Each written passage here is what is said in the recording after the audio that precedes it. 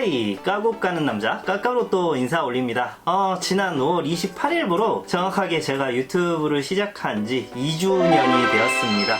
그동안 전부터 애고는 했었는데 그래도 꾸준하게 채널을 유지를 해왔었는데요. 오늘은 피겨 쪽 관련 이야기는 아니고 제가 유튜브 채널을 2년 동안 유지를 해오면서 느낀 점들 간단하게 썰로 풀어보는 시간 가져볼까 합니다. 노가리 시간이죠. 뭐 사실 노하우 같은 이야기를 할 짬밥은 제가 안 돼요. 속된 말로 2천짜리가 무슨 조언을 드리겠습니까? 개인적으로는 제가 2년 동안 유튜브를 해오면서 가장 뼈저리게 다가왔던 건 정말 세상은 넓고 그 넓은 세상에는 자신의 넘쳐나는 끼와 개성을 카메라 안에 잘 담아내는 사람이 너무나도 많다. 제가 최근에 봤던 애니메이션 중에 기멸의 칼날이라는 작품에 요리치라는 엄청난 먼치킨 캐릭터가 나오거든요. 온갖 사기 스킬들을 패시브로 달고 태어난 극재능충인데 유튜브에 보면 그런 분들이 정말 많습니다. 눈부신 외모는 기본 패시브 스킬로 장착을 하고 있고 화려한 말빨, 넘쳐나는 끼, 거기에 깔끔한 편집과 영상미까지. 아마 유튜브 크리에이터를 꿈꾸시는 분들께서는 이런 상위 인플루언서에 대한 막연한 호기심으로 시작을 하시려는 분들도 분명 계실 거거든요. 그리고 많은 사람들이 그렇게 되는 게 유튜브 크리에이터 활동에 의미가 있다고 생각을 해요. 하지만 제 생각은 이게 저의 상황을 변호할 수 있다고 느껴지실 수도 있겠지만 꼭 많은 구독자와 조회수를 바라보는 게 유튜브 활동의 모든 것은 아니라는 거.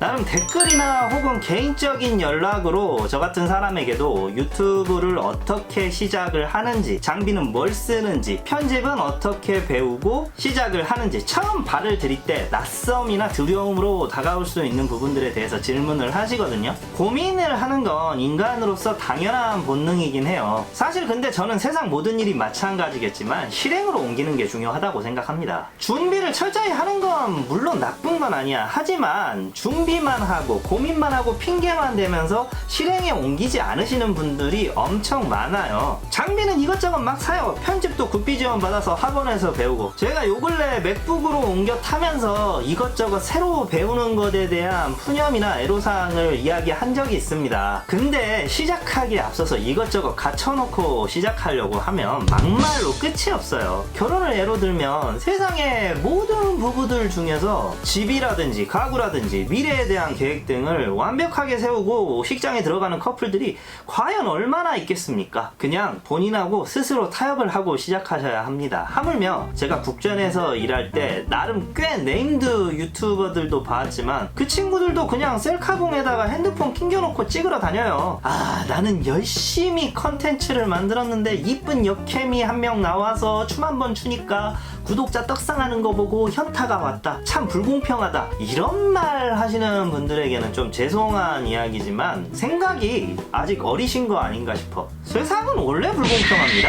제가 재작년에 즐겨봤던 드라마가 있어요. 야구 드라마였는데 스토브리그라고 남궁민 씨가 드림즈라는 구단의 단장 캐릭터를 연기를 하시거든요. 외국인 용병을 스카우트하러 해외에 갔다가 잘 풀리지 않아서 하는 말이 있어요. 돈이 없어서 졌다. 과외를 못 받아서 대학을 못 갔다. 몸이 아파서 졌다. 모두가 같은 환경일 수가 없고 각자가 가진 무기 가지고 싸우는 건데 핑계를 대기 시작하면 똑같은 환경에서 또 집니다. 우리는 그냥 그렇게 주어진 상황에 진 겁니다. 정말 멋있는 말 아닌가요? 근데 많이들 하시는 이야기가 시간이 없어서 못한다, 비주류라서 구독자가 안 는다. 일단은 움직여보고 고민하시라고 말씀드리고 싶어요. 시작하기도 전에 고민을 하는 것들은 막상 행동으로 옮기고 나면 별거 아닌 걸 수도 있거든요. 도리어 시작하고 난 다음 예상치도 못했던 시행착오들이 문제라면 문제일 수 있지. 그런데 그게 인생 아니에요? 내가 뜻한 대로 흘러간다면 이 세상 사람들 다 성공하겠지. 그리고 마음대로 안 되니까 더 재밌는 거고. 두 번째 이야기를 드리고 싶은 싶은 건 주위에 훈수꾼들이 너무 많다. 저도 요 근래에는 많이 사라졌지만 유튜브 시작하던 초창기에는 이렇게 해라 저렇게 해라 주위에서 훈수 두시는 분들이 정말 많았어요. 내가 너를 아는데 말이야. 알기는 뭘 알아 식빵. 이런 사람들은 걸으라고 말씀드리고 싶어요. 작년에 5년 만에 한국 땅을 밟으신 저희 어머님께서도 그런 말씀을 하셨어요. 나는 너희를 몇십 년 동안 키워왔지만 너희를 전부 다 안다고 말할 수는 없어. 부모님조차 이렇게 겸손하게 말씀을 하시는데 이제 저를 안지 1년 2년 그것도 술자리 몇 번 해본 것 가지고 나를 안다고 판단한 척 말하는 사람들은 영양가 없습니다. 이런 사람들 말은 듣지 마세요. 가스라이팅 하고 있는 겁니다. 뭐 오늘 제가 하는 이야기도 훈수의 일종으로 들릴 수도 있을 거예요. 그런데 저는 감히 지금 현역으로 유튜브에 업로드를 하고 계시는 분들에게는 절대로 함부로 조언 같은 걸 하지 않습니다. 왜냐? 그분들도 이미 방구석 전문가 지인분들께서 이건 이렇게 만들지 마라 내 말을 들어라 훈수를 엄청나게 해댈 거예요. 그리고 실제로도 직접 혼자서 기획하고 촬영하고 편집까지 혼자 하시는 1인 크리에이터 분들은 서로 얼마나 고충이 있는지 잘 알기 때문에 격려나 힘내라는 말 정도만 주고받지 서로의 영상 방식이나 스킬 등의 영역에는 어지간하면 침범하지 않습니다. 적어도 제 주위에 계시는 피겨 유튜버 분들은 그랬어요. 그리고 그분들이 하시는 말씀 들어보면 똑같아. 주위에 훈수꾼들이 그렇게 많대. FC 서울 기성용 선수가 이런 말을 했잖아. 그렇게 답답하면 니들이 뛰던가.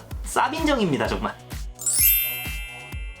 유튜브를 하다가 접으시는 분들은 대부분 내가 생각했던 것만큼 효율이 나오지 않으니까 다급해지는 이유일 거예요. 내가 시간을 들여서 얼만큼 이루어 놓은 성과를 다른 채널은 어떤 이유에서든 떡상을 하는 걸 보게 될 때 그 느껴지는 상대적인 박탈감, 이거를 견디기 힘들어하는 분들이 많아요. 물론 중요하지. 구독자와 조회수, 뭐 유튜브뿐만 아니라 다른 일도 마찬가지겠지만 잘 안 돼도 잘 돼도 내 일을 사랑하는 게 내 자존심을 지키는 일 아닌가요? 예를 들어서 애를 낳아서 키웠어. 애가 말도 잘 안 듣고 남들이 보기에 그렇게 이쁘지도 않아. 그렇지만 어떡해, 내 새끼잖아. 버릴 거예요? 어떻게 됐든 내 새끼이고 아픈 손가락인 거야. 다들 자식이 잘 되면 좋겠고 성공하면 좋겠다는 마음을 가지고 있지만 세상 모든 아들 딸들이 다 그럴 수는 없어요. 그런 사람들은 극소수이고 동경은 하되 살아있다면 내가 할 수 있는 걸 하는 겁니다. 의미는 스스로 찾고 부여하는 거고요. 그 끝이 성공은 아닐지라도 저는 충분히 가치가 있다고 생각을 합니다. 오늘 여기까지 까봤는데요. 유튜브 인연 어리숙한 저의 이야기를 들어주신 까독자님들 진심으로 감사드립니다. 까까 너는 감사하다는 이야기를 뭐 그렇게 자주 하냐 이렇게 말씀하시는 분들이 있는데 저는 감사하다는 말을 좋아하는 사람이에요. 그리고 이 유튜브는 정말로 진심으로 감사한 일이고요. 제가 청소년 수련원에서 일할 때 같이 일하던 수녀님께서 초딩 친구들을 다루는 걸 보고 한번 크게 충격을 먹은 적이 있어요. 초딩들 진짜 말 안 듣거든요. 딴짓하고 있고 떠들고 있고. 그런데 그 수녀님 말씀에 진짜 한 클래스의 초등학생이 놀랍도록 집중하고 있는 겁니다. 근데 저는 얌전히 그 이야기를 듣고 있는 초딩들보다 마지막에 수녀님께서 하신 마무리 멘트가 충격적이었어요. 제 이야기를 잘 들어줘서 너무 고마워요. 10살짜리 아이들도 함부로 대하지 않고 인격체로 존중하시고 내 말을 경청해준 그들에게 감사하다는 진심이 느껴졌거든요. 유튜브에서 저 같은 사람의 이야기를 업로드할 때마다 찾아봐 주시는 게 정말 감사하고 감동스러운 일입니다. 혐오의 시대고 상대방에게 상처가 될 수도 있는 말을 함부로 하는 시대잖아요. 그런 와중에 이 수백 명의 사람들이 저의 말을 들으려고 와주신다는 건 기적 같은 일이라 생각합니다. 여기까지 할게요. 다음 시간에 찾아뵐게요.